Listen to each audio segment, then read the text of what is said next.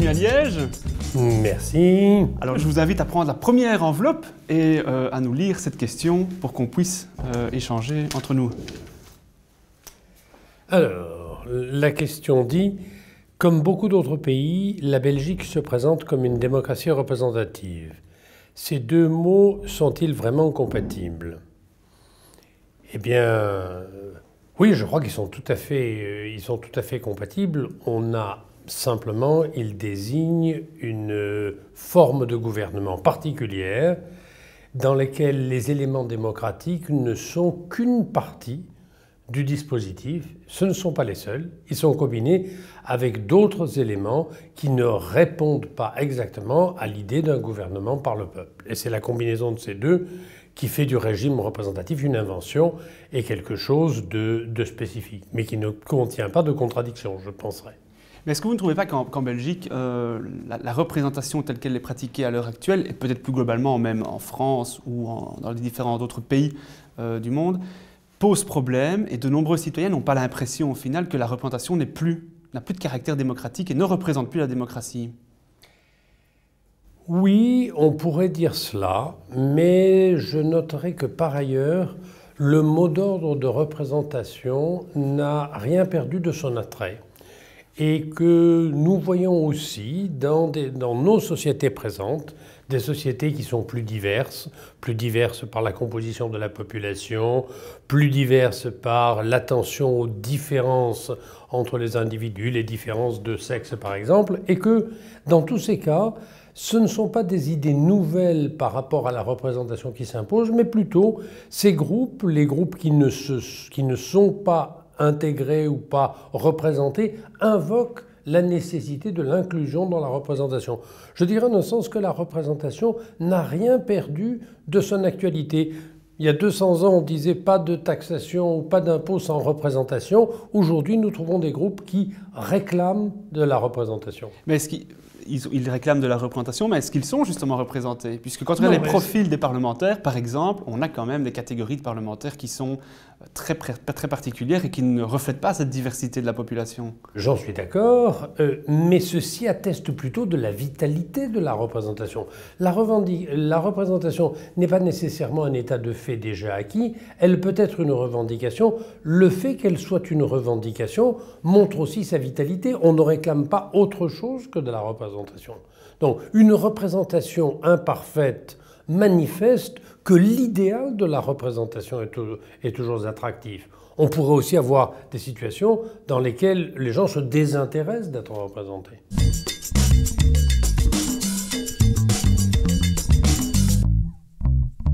Quelles dérives potentielles sont-elles liées au concept d'une démocratie directe?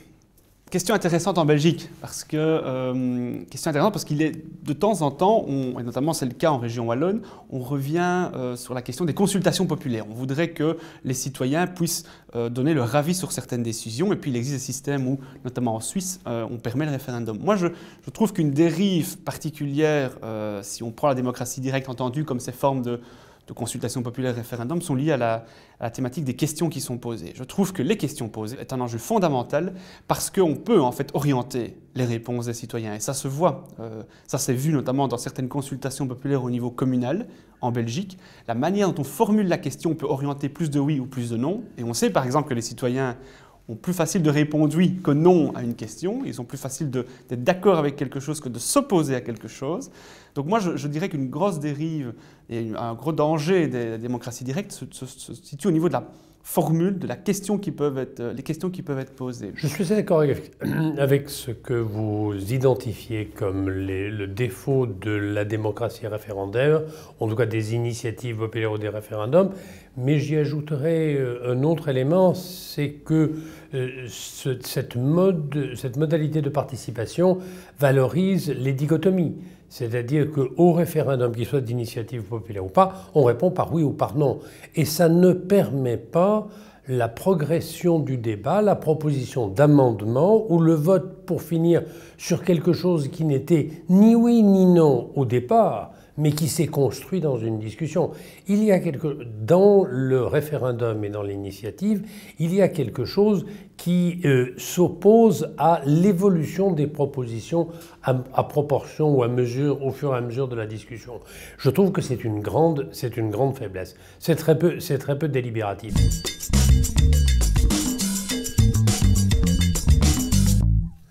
Pour une autre question. Alors, y a-t-il un vrai désengagement citoyen dans nos sociétés? Si oui, est-ce lié à notre système politique? Je pense que la question de savoir s'il y a en effet un désengagement citoyen est une question. Elle n'est pas tranchée.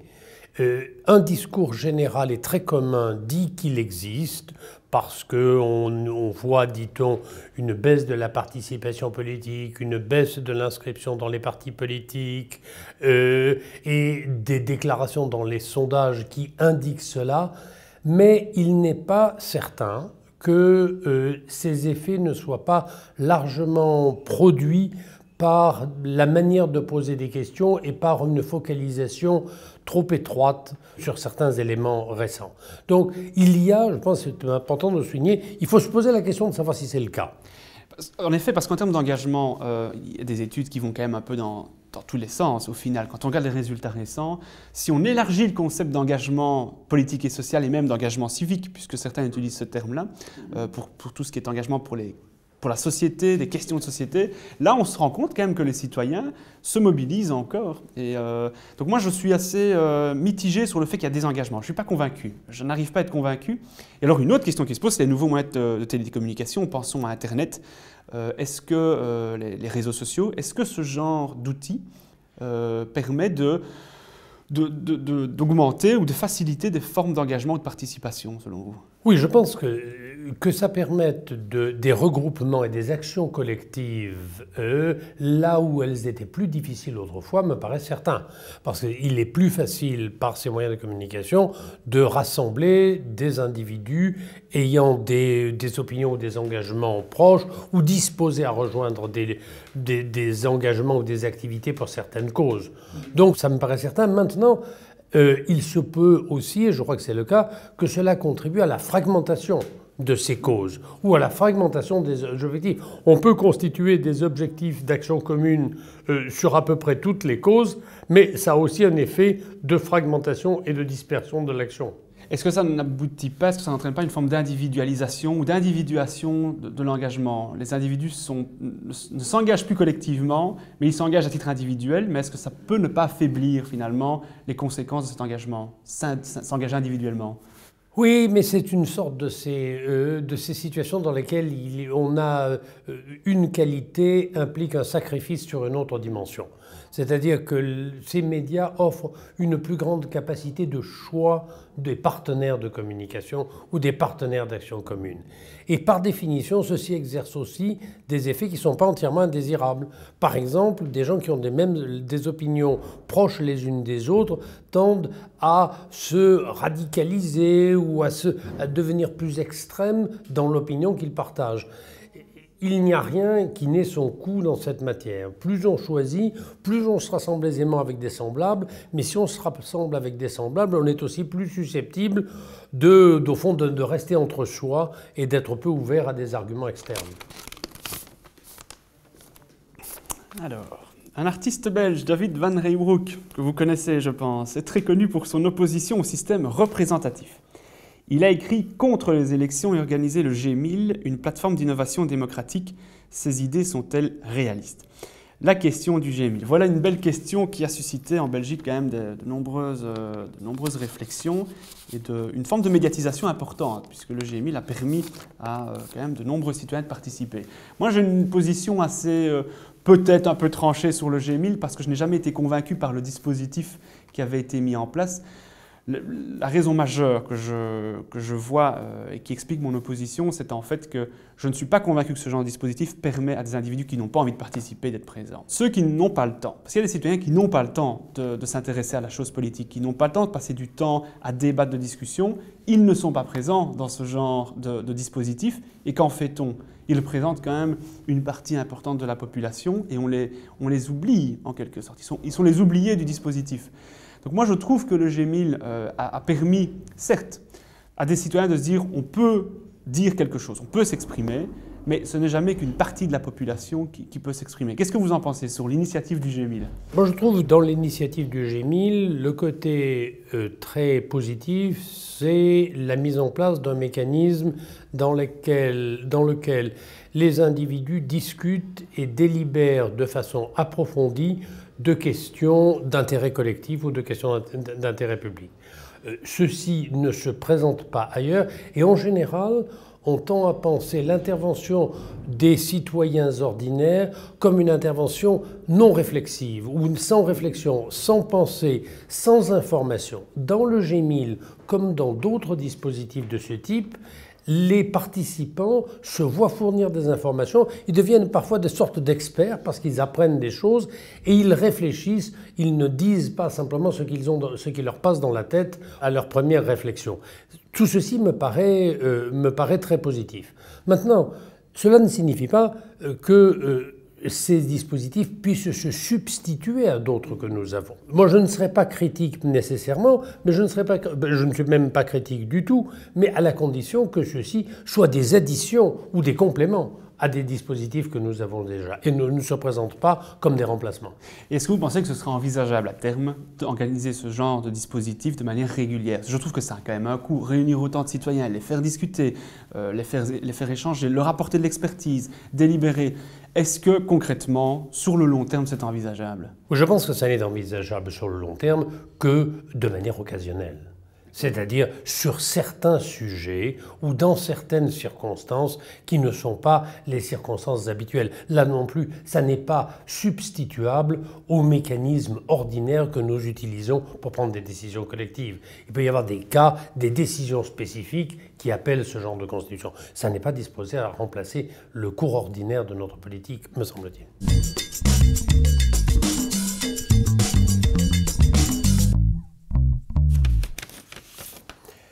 Alors, que nous dit? La politique comme carrière professionnelle, voire héritage familial, inévitable ou regrettable? Il faut distinguer, je crois, deux éléments. La politique professionnelle, cela signifie d'un côté que des individus qui sont dans la carrière politique, ou en tout cas dans l'articulation et la décision collective, y consacrent tout leur temps. Et ils ne font pas autre chose. Ils ne sont pas des législateurs ou des décideurs à temps partiel. Je ne vois pas que ceci présente fondamentalement des inconvénients supérieurs aux avantages. Le fait de se spécialiser plutôt que de passer 2 heures par jour à penser aux affaires collectives et à les décider, ça favorise une compétence, une expertise que l'on veut dans nos décisions collectives. Maintenant, si la politique professionnelle signifie la spécialisation tout au cours de la vie et le fait de n'avoir pas occupé au cours de sa vie d'autres positions que celles d'un décideur, ça présente peut-être certains avantages parce que ça ça augmente les compétences, mais ça implique également des désavantages ou des inconvénients importants par l'éloignement des citoyens. Bien, je vous propose de passer à la dernière question. Que retiendrez-vous de cette rencontre? Bonne question.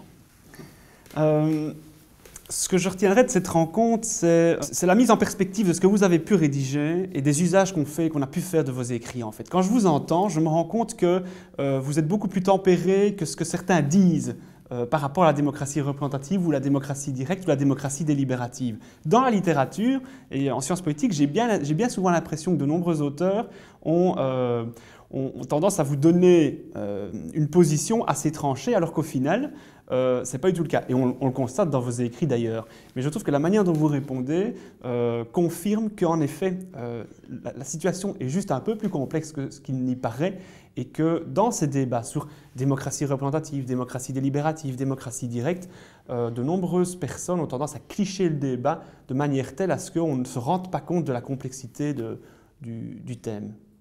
Et vous, que retiendrez-vous de cette rencontre? Mais je suis frappé par le même phénomène que celui que vous notiez à l'instant. Je ne me reconnais pas dans des positions dichotomiques et tranchées.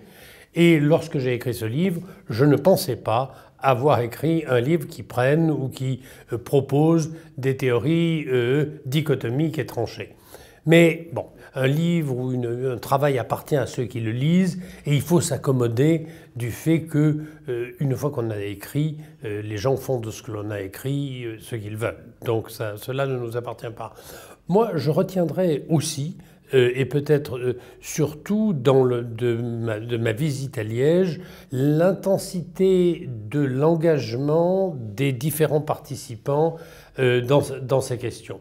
Je suis très favorablement impressionné par la qualité des réflexions, la qualité des débats, de la connaissance de mon travail, mais de manière plus générale, de l'intensité de la réflexion sur la représentation, la délibération.